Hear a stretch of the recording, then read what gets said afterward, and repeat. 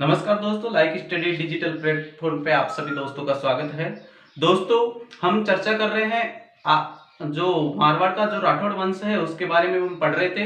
तो उससे संबंधित बहुत सारे जो शासक थे उनके बारे में हमने चर्चा कर ली थी। मारवाड़ का जो राठौड़ वंश है उसके बारे में आगे हम चर्चा करेंगे। कल अजीत सिंह तक हमने पढ़ लिया था। अजीत सिंह का ज्येष्ठ पुत्र आ जाता है अभय सिंह। अभय सिंह की चर्चा करेंगे। अभय सिंह का शासनकाल की अगर चर्चा करें तो ये शासनकाल इसका आता है 1724 से 1749 तक इसका शासनकाल हुआ था। ठीक है दोस्तों, तो ये इसके शासनकाल की बात आ जाती है। 1724 से 1749 ईस्वी तक इनका शासनकाल रहा था। आगे बात करते हैं इसके जो महाराजा अजीत सिंह के है, इसके ज्येष्ठ पुत्र थे ये कौन? अभय सिंह। आगे जो खेजड़ली जो आंदोलन हुआ वो इन्हीं के शासनकाल में माना जाता है। ठीक है दोस्तों, तो इन्हीं के शासनकाल में हुआ था खेजड़ली आंदोलन। ठीक है, अभय सिंह के समय में खेजड़ली आंदोलन हुआ था। और खेजड़ली आंदोलन की हम चर्चा करें तो खेजड़ली जो घटना है उसकी चर्चा कर रहे हैं। तो खेजड़ली घटना कब घटी?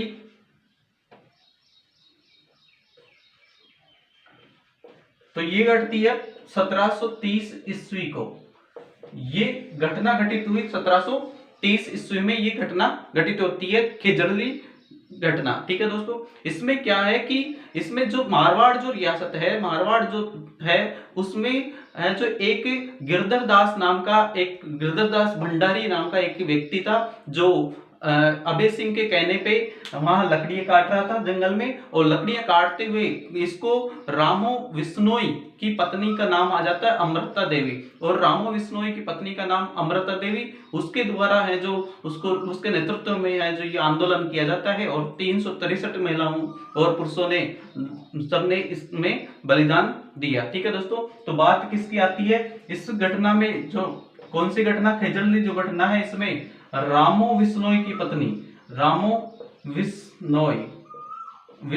विश्नोई की जो पत्नी है अमृता देवी के नेतृत्व में 363 लोगों ने क्या किया? इसमें बलिदान दिया। ठीक है दोस्तों, तो ये भी आपको ध्यान रखना है कि कितने लोगों ने, 363 लोगों ने इसमें क्या दिया? अपना बलिदान दिया। ठीक है दोस्तों, इसके बाद में जो खेजड़ली मेला है ये कब भरा जाता है? तो ये भरा जाता है भाद्रपद शुक्ल दशमी को ये मेला भरा जाता है। तो इसका खेजड़ली मेला कब भरा जाता है? तो भाद्रपद शुक्ल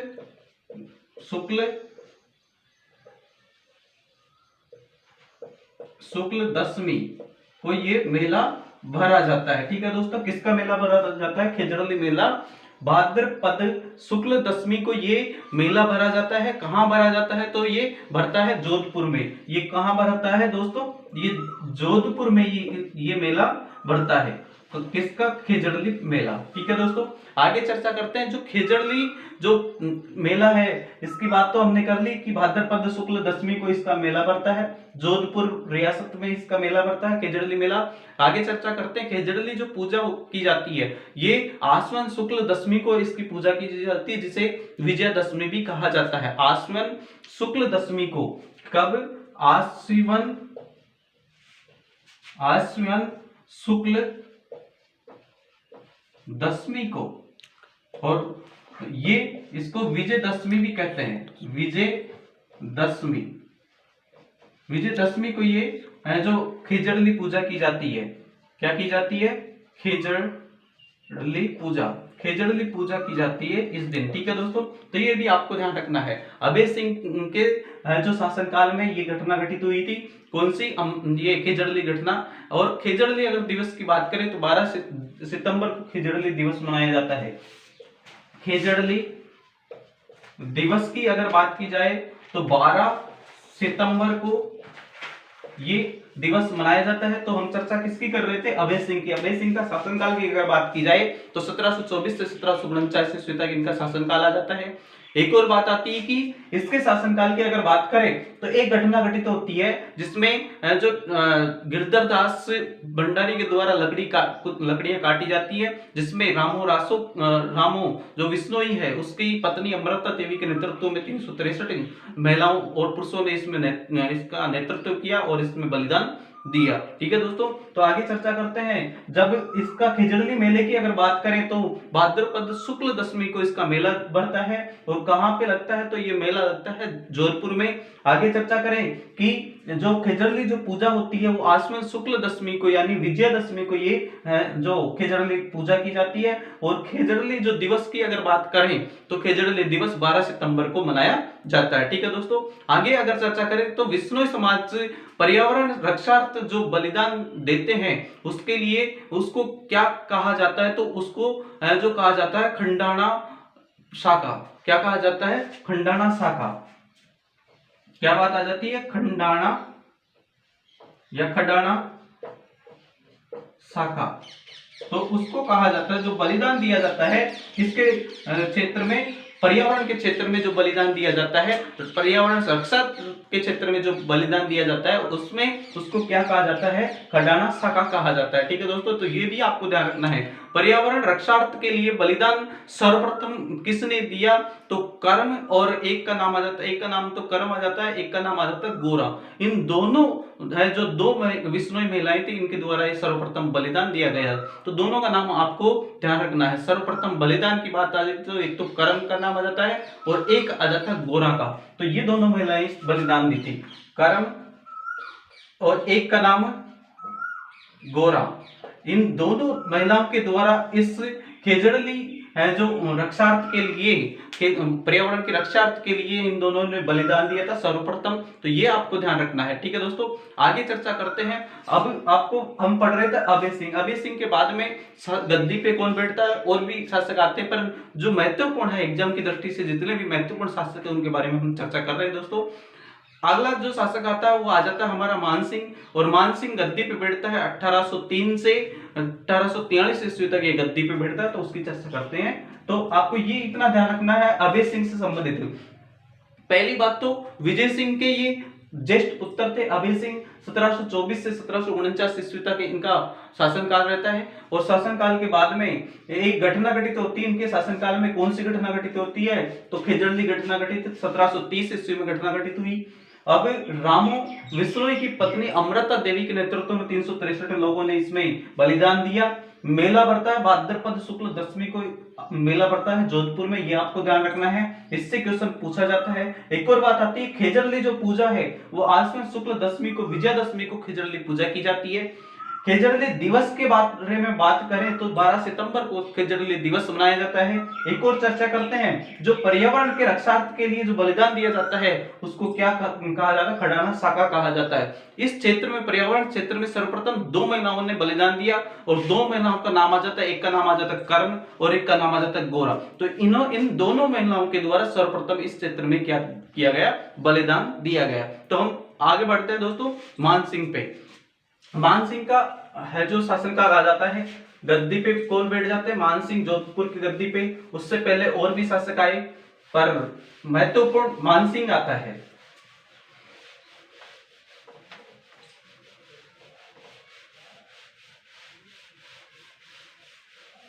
अब चर्चा करेंगे दोस्तों किसकी? मानसिंह की। मानसिंह की शासनकाल की बात करें तो ये आ जाती है 1803 से 1848 ईस्वी तक। मानसिंह गद्दी पे कौन बैठता है? मानसिंह। और ये वही मानसिंह है जो जिसने गिंगोली का युद्ध हुआ था जिसके बीच में, उसकी भी हम चर्चा करने वाले हैं। तो दोस्तों 1803 से इसका शासनकाल कब से कब तक हुआ? तो 1803 से 1843 ईस्वी तक। कब? 1843 ईस्वी तक इनका शासनकाल हुआ था। ठीक है, तो मानसिंह की हम बात कर रहे हैं। महाराजा मानसिंह 1803 से 1843 तक ये गद्दी पे बैठते हैं, जोधपुर की गद्दी पे। इसके बाद में इसके अगर उपनाम की बात करें तो उपनाम आ जाता है सन्यासी राजा। इन्हें कहा जाता है, क्या कहा जाता है?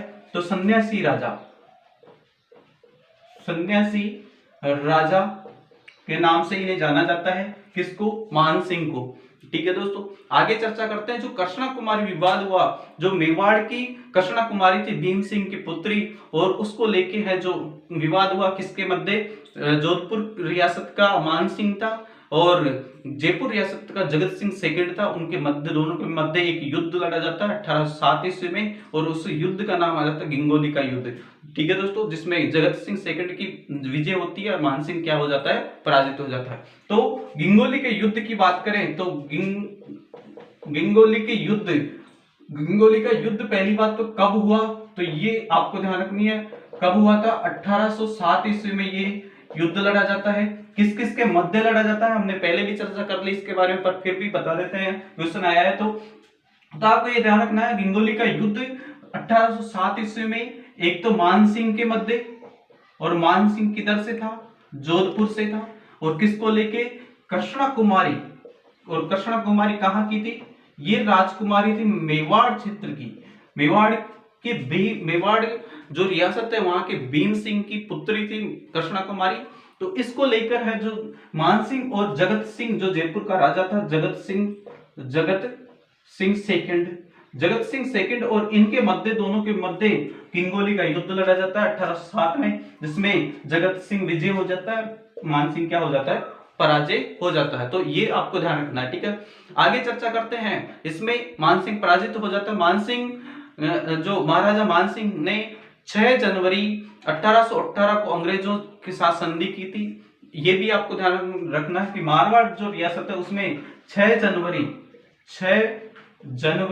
1818 ईस्वी में अंग्रेजों के साथ क्या की थी, इसने अंग्रेजों के साथ संधि की थी, अंग्रेजों के साथ क्या की, संधि की थी। ठीक है, तो ये आपको इससे संबंधित आपको ये भी ध्यान रखना है। तो 6 जनवरी 1818 ईस्वी को अंग्रेजों के साथ में इसने सर्वप्रथम इसने क्या की थी, संधि की थी। ठीक है, आगे चर्चा करते हैं। मान सिंह ने जोधपुर में नाथ संप्रदाय नाथ संप्रदाय का जो प्रधान मंदिर है उसका निर्माण करवाया और महामंदिर उसका नाम आ जाता है।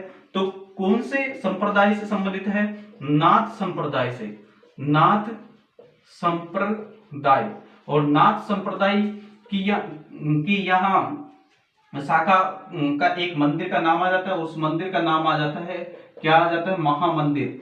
महामंदिर का निर्माण भी किसने करवाया, मान सिंह ने करवाया जोधपुर में। ठीक है, तो ये आपको ध्यान रखना है। एक और चर्चा करते हैं, नाथ संप्रदाय के जो प्रधान जो मंदिर आ जाता है उसका नाम आ जाता है महामंदिर। उसका निर्माण किसके द्वारा करवाया जाता है, तो मान सिंह के द्वारा इसका निर्माण करवाया जाता है। राजस्थान की बात करें तो राजस्थान में नाथ संप्रदाय की जो सबसे बड़ा केंद्र है वो भी जोधपुर में है। तो नाथ संप्रदाय का सबसे बड़ा केंद्र की अगर बात की जाए तो इसका नाथ संप्रदाय का सबसे बड़ा केंद्र कहाँ आ जाता है, तो यह आ जाता है जोधपुर में। तो जोधपुर रियासत सबसे बड़ा केंद्र माना जाता है किसका, नाथ संप्रदाय का। किसके शासनकाल की बात आती है, तो मान सिंह के शासनकाल की बात हम करते हैं। ठीक है दोस्तों, आगे चर्चा करते हैं। जो मान सिंह है उन्होंने मेहरानगढ़ में एक मान पुस्तकालय का निर्माण करवाया इनके द्वारा। और क्या किया गया, तो जो मेहरानगढ़ है, मेहरानगढ़ दुर्ग है, कहाँ है, जोधपुर में, चिड़ियाटूप पहाड़ी पे ये स्थित है। तो इसमें मान पुस्तकालय का निर्माण करवाया मान सिंह ने। मान सिंह ने किसका निर्माण करवाया, मान पुस्तकालय का निर्माण करवाया इनके द्वारा। ठीक है, ये भी आपको ध्यान रखना, क्वेश्चन इस तरीके से भी बनता है। तो एक और बात आती है इससे संबंधित कि बांकीदास जो हुए, बांकीदास इनके दरबारी कवि थे, दरबारी विद्वान थे। ठीक है, तो बांकीदास की बात करें तो बांकीदास मान सिंह के क्या थे, दरबारी विद्वान थे। बांकीदास इनके दरबारी क्या थे, विद्वान थे।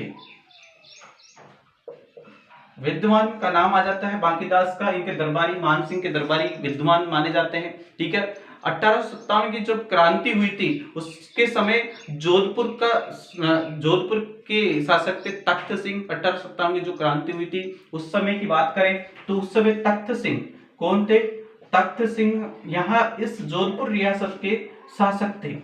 शासक की बात कर रहे हैं हम। तो 1857 की जब क्रांति हुई उस समय जोधपुर रियासत के शासक की बात की जाए तो महाराजा तख्त सिंह का नाम आ जाता है। तो हम किसको पढ़ रहे थे, 1857 की क्रांति के समय जोधपुर जो रियासत है वहां का शासक था तख्त सिंह। ठीक है, ये आपको ध्यान रखना है। एक और बात आती है, अब इसके बाद में हम पढ़ेंगे जसवंत सिंह सेकंड। जसवंत सिंह सेकंड के बारे में हम चर्चा कर लेते हैं। तो दोस्तों हम चर्चा कर रहे थे, ठीक है, किसकी, मान सिंह के बारे में, महाराजा मान सिंह के बारे में हम चर्चा कर रहे थे। बात ये कर रहे थे कि 1857 की जब क्रांति हुई उस समय शासक कौन था जोधपुर पे की गद्दी पे, तो तख्त सिंह, ये इसका नाम आ जाता है। मान सिंह का शासनकाल रहता है 1803 से 1843 ईस्वी तक। पहली बात ये आती है। दूसरी बात, इनको सन्यासी राजा के नाम से जाना जाता है मान सिंह को।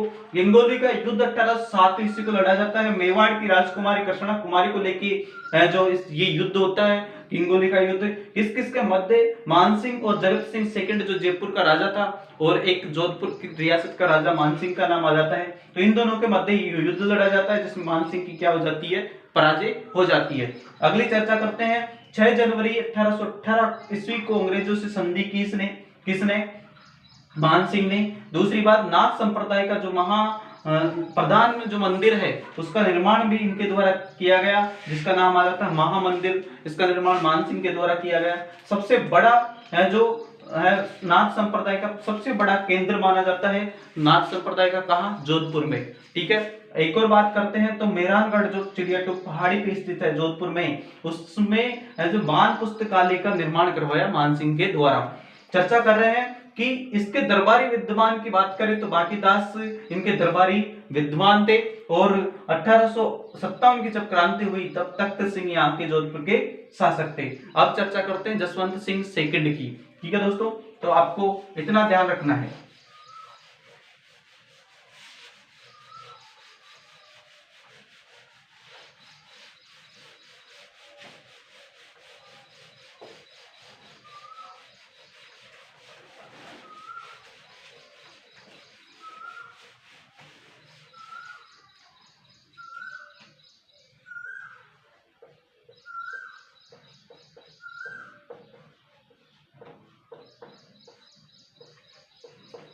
जसवंत सिंह सेकंड, जसवंत सिंह द्वितीय की हम चर्चा कर रहे हैं। जसवंत सिंह जब द्वितीय गद्दी पे बैठते हैं तो उस समय स्वामी दयानंद सरस्वती जोधपुर आते हैं। इसके शासनकाल में कौन आते हैं, स्वामी दयानंद सरस्वती की बात आ जाती है। स्वामी दयानंद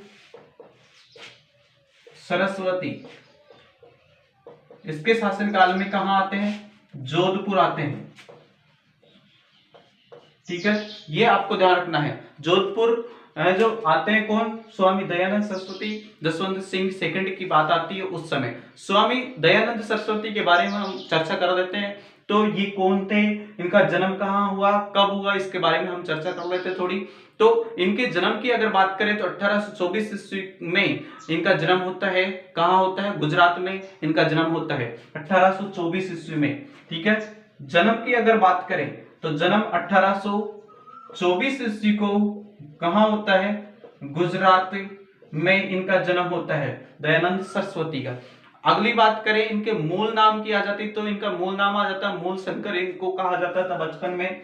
तो इसका जो मूल नाम है, मूल किसका, स्वामी दयानंद सरस्वती का, तो मूल नाम की बात करें तो मूल नाम आ जाता है मूल शंकर। मूल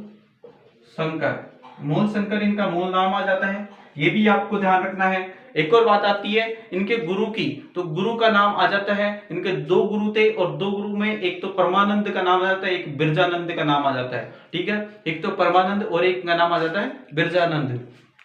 तो गुरु की बात करें तो इनके जो स्वामी दयानंद सरस्वती थे, इनके गुरु का नाम एक तो परमानंद और एक आ जाता है दयानंद।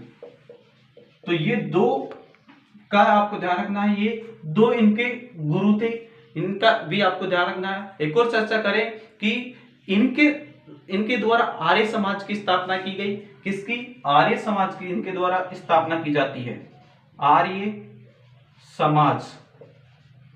समाज की हम चर्चा करते हैं। तो आर्य समाज की स्थापना की अगर बात करें 1875 ईस्वी में मुंबई में स्वामी दयानंद सरस्वती के द्वारा आर्य समाज की स्थापना की जाती है। कब की जाती है? 1875 ईस्वी में।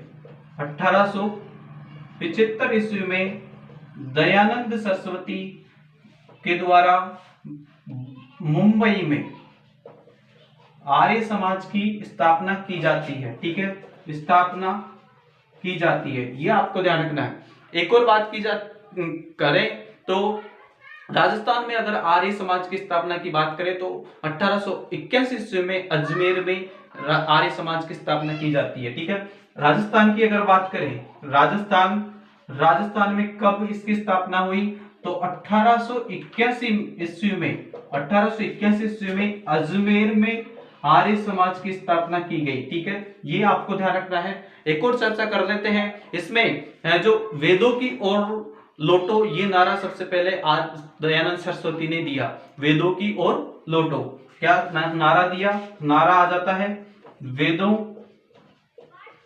की ओर लौटो।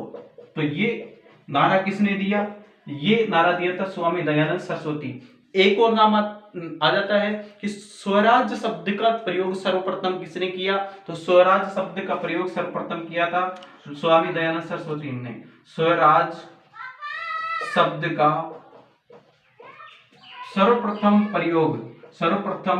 प्रयोग की बात की जाती है तो सर्वप्रथम प्रयोग किसके द्वारा किया गया? दयानंद सरस्वती के द्वारा है जो इसका प्रयोग सर्वप्रथम किया गया था। ठीक है, चर्चा करते हैं। जब राजस्थान में सर्वप्रथम करौली शासक जो मदन पाल थे यहाँ आए, करौली की बात की जाए तो सबसे पहले करौली में कई शासक थे मदन पाल, उनके शासनकाल में ये हैं जो राजस्थान में सर्वप्रथम आए थे। कहाँ? करौली में। करौली की बात करें तो करौली में सबसे पहले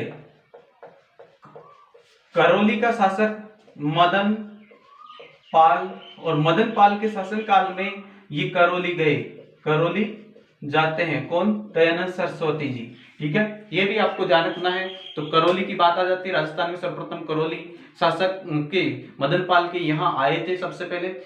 एक और बात आती है, भारत की अगर बात करें या राजस्थान की बात करें तो ह्वेनसांग जो थे वो कहाँ आए सर्वप्रथम? तो ह्वेनसांग की बात आ जाती है।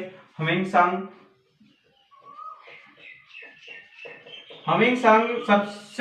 सबसे पहले कहाँ आए थे?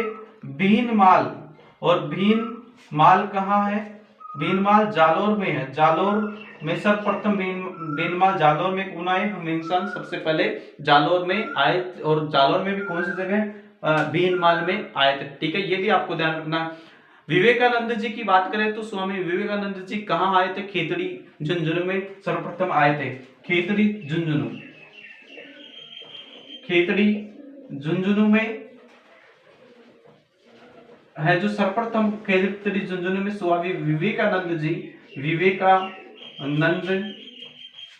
जी आए थे। ठीक है, तो ये भी आपको ध्यान रखना है। अब चर्चा करेंगे आगे की।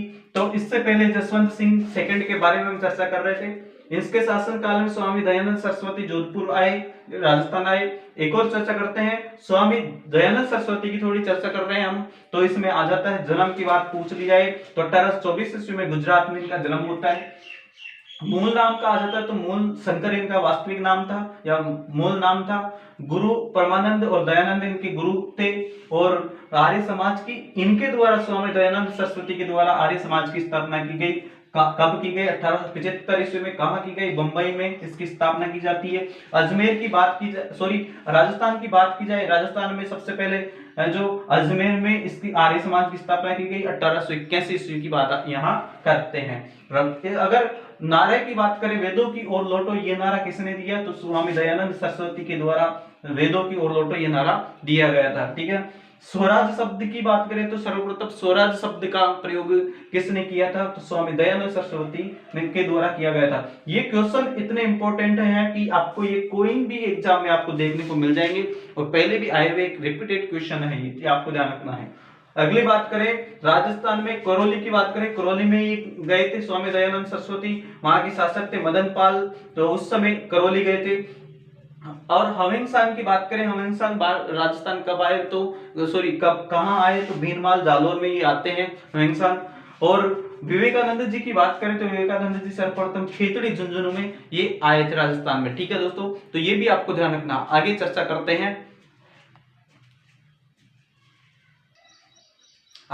करते हैं, जो स्वामी दयानंद सरस्वती की हम चर्चा कर रहे हैं, उनके जन्म के बारे में, उनके मूल नाम के बारे में, उनके गुरु के बारे में, आर्य समाज की स्थापना कब की गई, और स्वराज शब्द का सबसे पहले प्रयोग किसने किया, और एक और बात आ जाती है वेदों की ओर लौटो ये नारा किसने दिया। ये आपको सभी को आपको ध्यान रखना है। ठीक है दोस्तों, आगे चलते हैं। इसमें जो उदयपुर, जो राजस्थान में उदयपुर है, उदयपुर में परोपकारिणी सभा की स्थापना की गई। और किसकी परोपकारिणी सभा की अगर बात करें तो किसकी